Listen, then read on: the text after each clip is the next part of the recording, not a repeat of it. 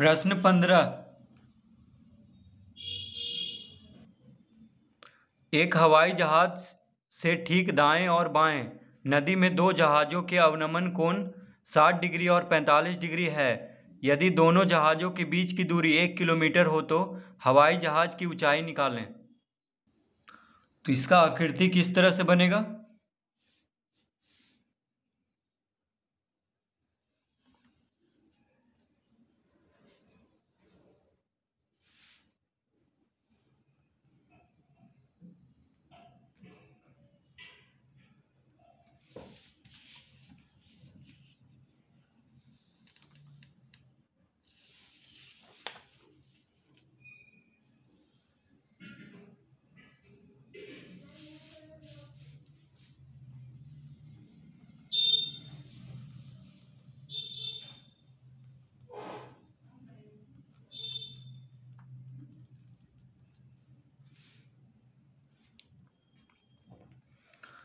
तो कह रहा है एक हवाई जहाज से ठीक दाएं और बाएं। देखिए हवाई जहाज यहाँ पे है, मान लेते हैं यहाँ पे ए है, यहाँ बी है, यहाँ पे सी है और यहाँ पे डी है। ठीक है, तो हवाई जहाज कहाँ पे है? ऊपर में हवाई जहाज होता है, तो यहाँ पे है, ए के पास है हवाई जहाज।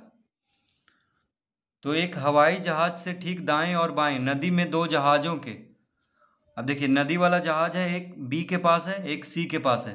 ठीक है, पानी वाला जहाज कहाँ पे है? एक बी के पास है और एक डी के पास है। दो जहाज है, पानी वाला और एक जहाज है ऊपर वाला। ठीक है, हवा वाला। तो ऊपर में जो जहाज है वो ए के पास है और पानी का जो जहाज है दोनों वो बी के पास है एक और एक डी के पास है। ठीक है,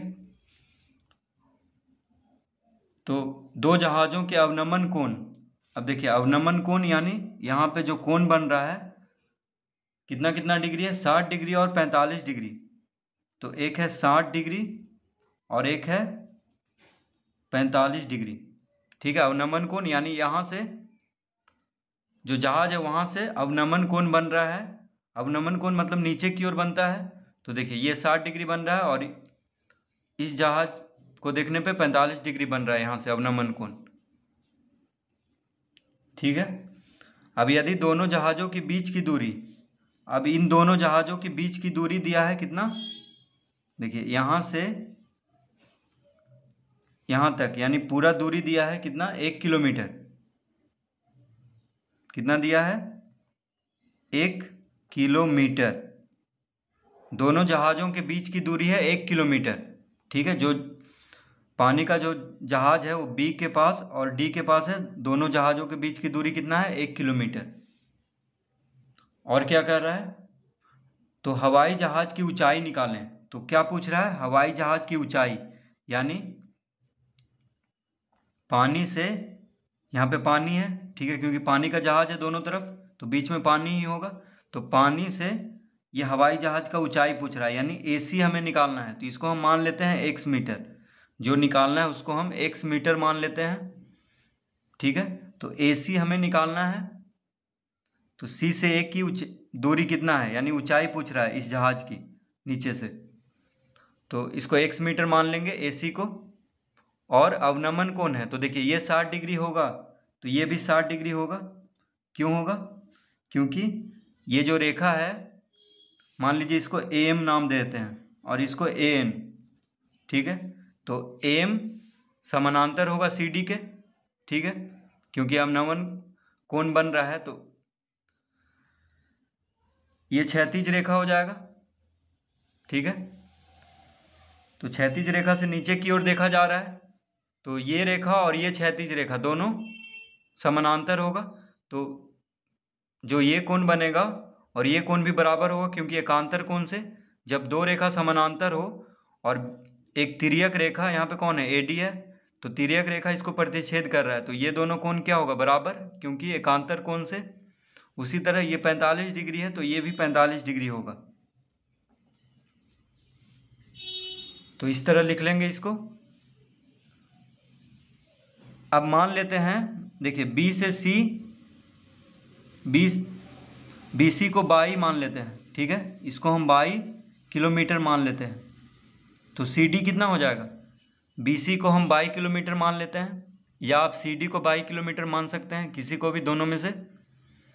तो जब पूरा है 1 किलोमीटर, देखिए बी से डी तक है 1 किलोमीटर और बी सी को हम 22 किलोमीटर मान लिए हैं, तो सी डी कितना हो जाएगा, 1 माइनस 22 किलोमीटर, क्योंकि बी से डी तक है 1 किलोमीटर और बी सी को 22 किलोमीटर मान लिए हैं, तो सी डी हो जाएगा, 1 में से 22 घटा देंगे यानी 1 माइनस 22 किलोमीटर, 1 माइनस 22 किलोमीटर हो जाएगा। तो इस तरह हम लिख लेंगे। अब यहाँ पे इस कोण के लिए 60 डिग्री के लिए ए सी क्या हो गया, लंब हो गया, सामने का भुजा है, और सी डी हो गया आधार। तो लंब बटा आधार यानी tan 60 डिग्री बराबर tan थीटा बराबर क्या होता है, लंब बटा आधार। तो tan 60 डिग्री बराबर हम लिख लेंगे ए सी बटा सी डी। तो ये लंब है क्योंकि ऊंचाई पूछ रहा है, तो देखिए ऊंचाई जो होगा वो धरती से 90 डिग्री का कोण पे होगा। तो ये एक समकोण त्रिभुज हो गया। तो इस कोण के लिए ए सी लंब हो गया और सी डी आधार हो गया। तो tan 60 डिग्री बराबर लिख देंगे ए सी बटा सी डी। उसी तरह इस कोण के लिए ए सी क्या हो गया, लंब, और बी सी हो गया आधार। तो tan थीटा बराबर क्या होता है, लंब बटा आधार, यानी tan 45 डिग्री बराबर लिख देंगे ए सी बटा बी सी। तो इस तरह पहले हम इसका चित्र बना लेंगे। अब यहाँ पे हम लिखेंगे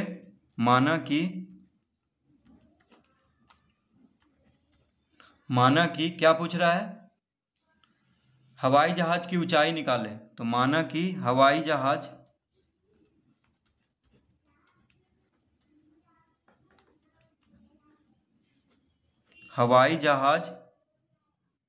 की ऊंचाई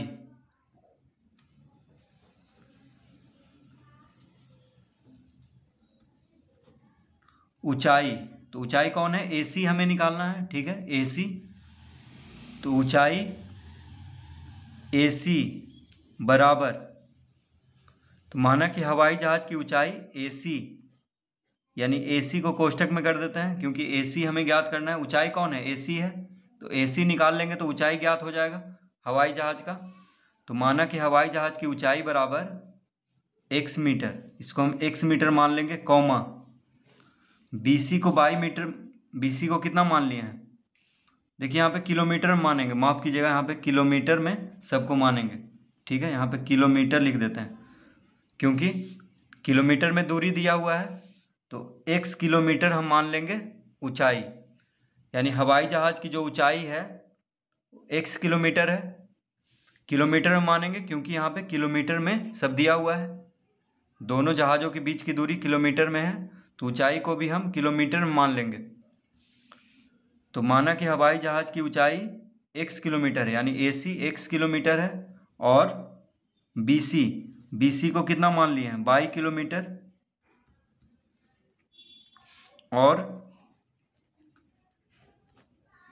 सी डी कितना हो जाएगा, तो सी डी बराबर, सी डी हो गया 1 माइनस 22 किलोमीटर, 1 माइनस 22 किलोमीटर। तो इस तरह हम लिख लेंगे A C x kilometre, B C 22 kilometre माने हैं, और सी डी हो जाएगा 1 माइनस 22 किलोमीटर। तो इस तरह हम पहले लिख लेंगे यहाँ पे।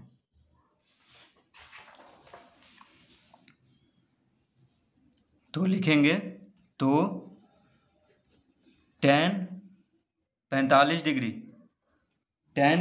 डिग्री बराबर क्या हो जाएगा, तो tan थीटा बराबर होता है लंब, तो ए सी लंब है, और tan ये कोण 45 डिग्री के लिए बी सी आधार है, ठीक है। तो tan 45 डिग्री बराबर ए सी बटा बी सी, यानी लंब बटा आधार। तो tan 45 डिग्री का मान कितना होता है, तो tan 45 डिग्री का मान होता है 1। तो लिख देंगे यहाँ पे 1 बराबर ए सी को x माने हैं, x किलोमीटर, तो ए सी की जगह पे x लिख देंगे। बी सी को क्या माने हैं, 22, तो बी सी की जगह पे 22 लिख देंगे।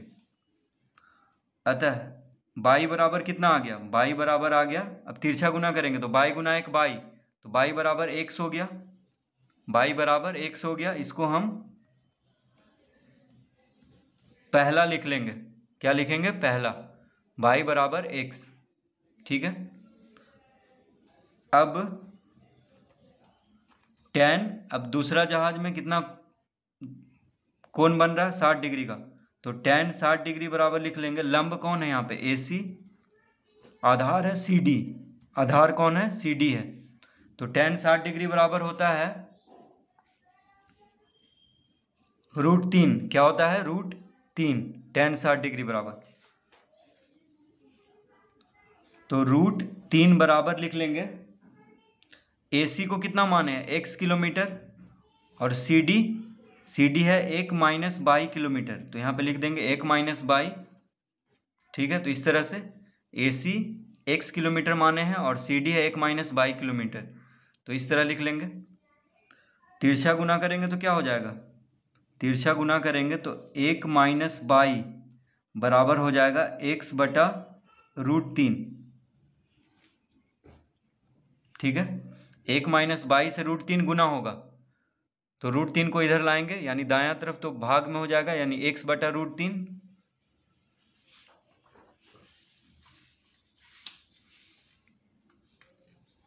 तो 1 माइनस 22 बराबर x बटा √3 हो गया, तो 22 बराबर क्या हो जाएगा? अतः 22 बराबर 1 माइनस,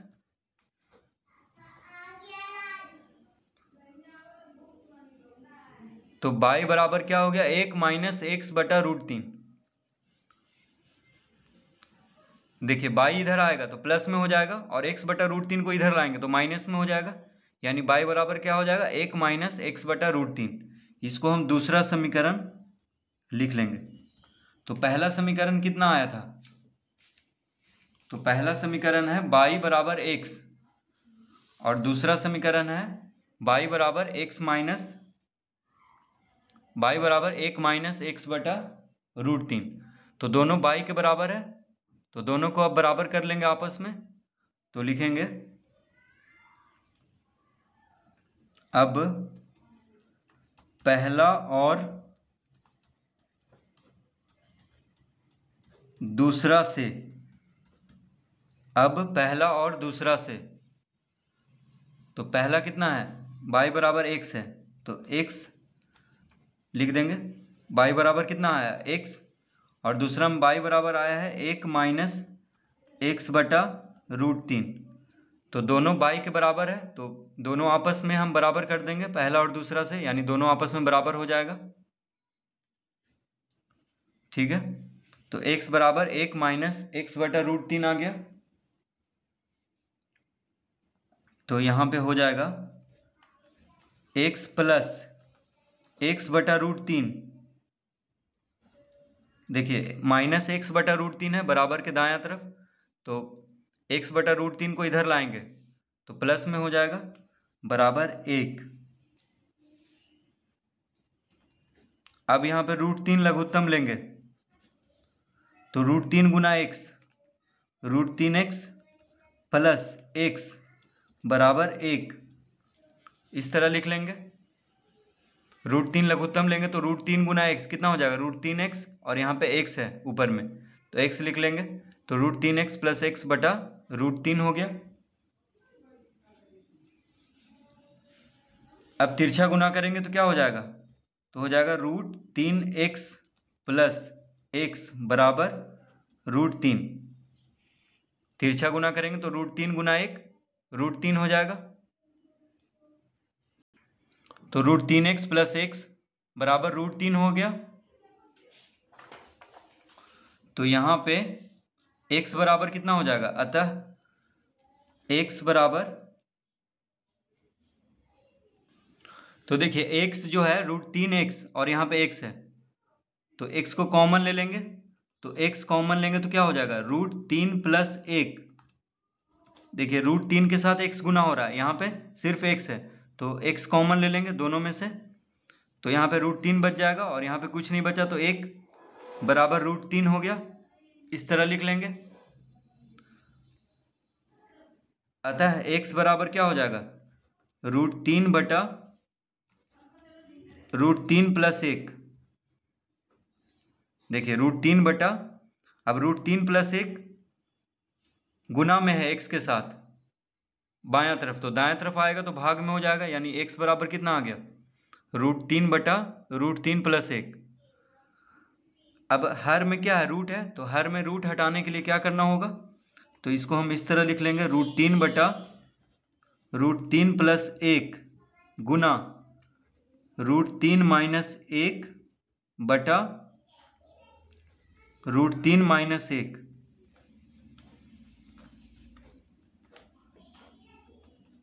तो देखिए यहाँ पे प्लस है, क्या है, प्लस है, तो √3 + 1 है, तो √3 - 1 से अंश और हर दोनों में गुना कर देंगे, क्योंकि हर को हटाना है, हर में से रूट को हटाना है, ठीक है, हर में से रूट को हटाना है, तो इस तरह से गुना करते हैं। यहाँ पे प्लस है तो माइनस से ऊपर और नीचे यानी अंश और हर दोनों में गुना कर देंगे, तो क्या हो जाएगा, तो √3 गुना √3 क्या हो जाएगा, 3 माइनस, अब √3 गुना 1, देखिए √3 से ये दोनों गुना होगा, तो √3 गुना √3 3 हो गया, और √3 गुना -1 क्या हो जाएगा, -√3 बटा, तो बटा में क्या हो जाएगा, अब ये जो है a + b × a - b के सूत्र पे आ गया है, a + b × a - b, तो a + b × a - b क्या होता है, तो a + b × a - b बराबर होता है a² - b²। देखिए a + b × a - b, तो a की जगह पे √3 है, b की जगह पे 1 है, तो a + b Guna a - b बराबर a² - b²।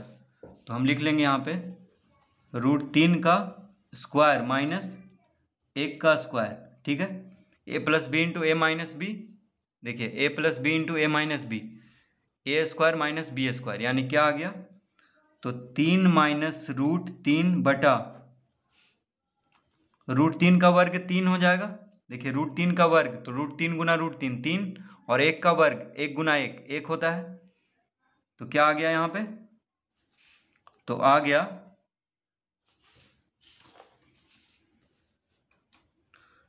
3 - √3 बटा 3 - √3 बटा 3 में से 1 घटाएंगे तो 2, यानी x बराबर कितना आ गया, x बराबर हम निकाल रहे थे, तो x बराबर आ गया 3 - √3 बटा 2, ठीक है, तो देखिए यही उत्तर है इसका, 3 - √3 बटा 2, तो लिखेंगे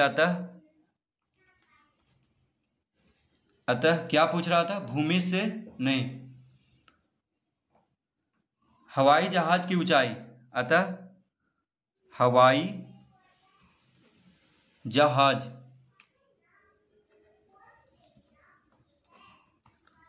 जहाज की ऊंचाई, तो हवाई जहाज की ऊंचाई को हम क्या माने थे, x किलोमीटर, माफ कीजिए x किलोमीटर माने थे, तो हवाई जहाज की ऊंचाई बराबर कितना हो गया, 3 - √3 बटा 2, 3 - √3 बटा 2 किलोमीटर, क्योंकि हम x किलोमीटर माने थे, हवाई जहाज की ऊंचाई को x किलोमीटर माने थे, तो हवाई जहाज की ऊंचाई कितना आ गया, 3 - √3 बटा 2 किलोमीटर।